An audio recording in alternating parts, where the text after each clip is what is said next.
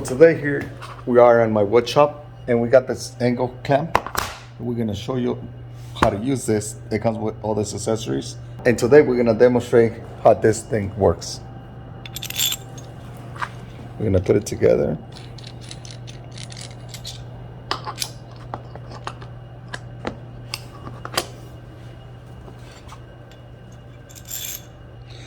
Okay, we're ready. So this, if you want to do something that you don't want to put any screws, you don't want to see anything, it's really good because you want to glue it.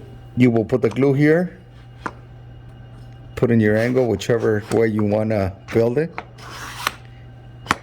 clamp it, so this ties up your wood, put it here.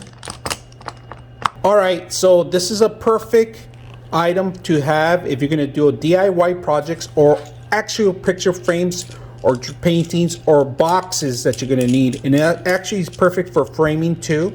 You can use this for kitchen designs and other features. It's a 90-degree angle. If you guys can see, there is a gap, so plenty of gaps. And if you're going to glue the items together, you can do that. If you're going to fix them and put them together, drill them in together, you can do that with this device. So very simple, easy to use. I hope you guys enjoy the video.